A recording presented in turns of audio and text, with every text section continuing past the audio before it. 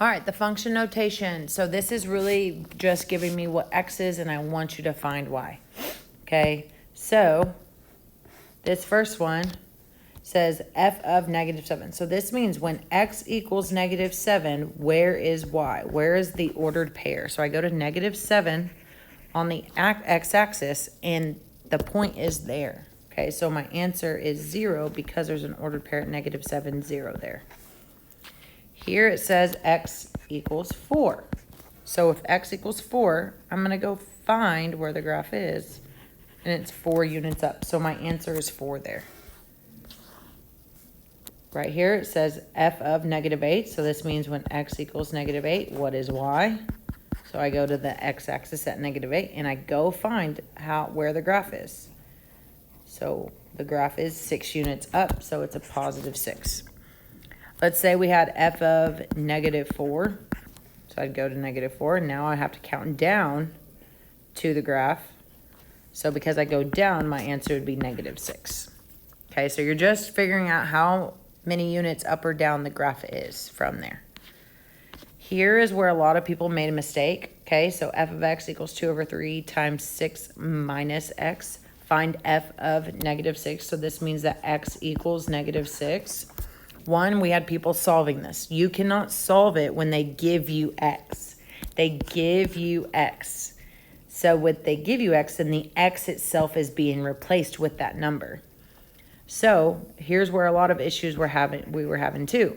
We would replace it, but we would forget to put the negative sign. This minus sign that's here belongs to the equation. The negative sign still has to be put into the equation, okay, the function.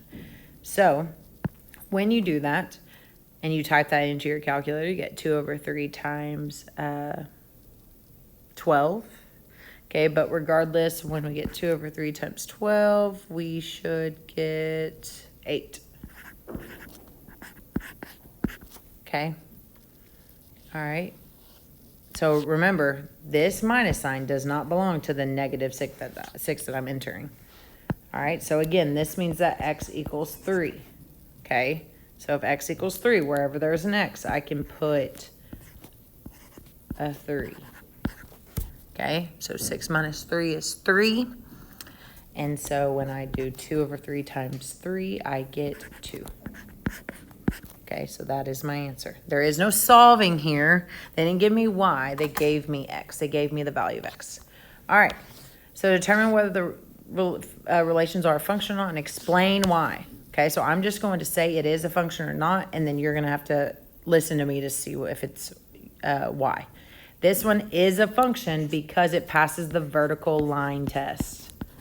Okay, this one is not a function because there's 2 arrows coming from the 0, meaning there's 2 x values. Okay, this one is a function because all of the x values are different. Okay, this one is a function because if you graph it, it passes the vertical line test.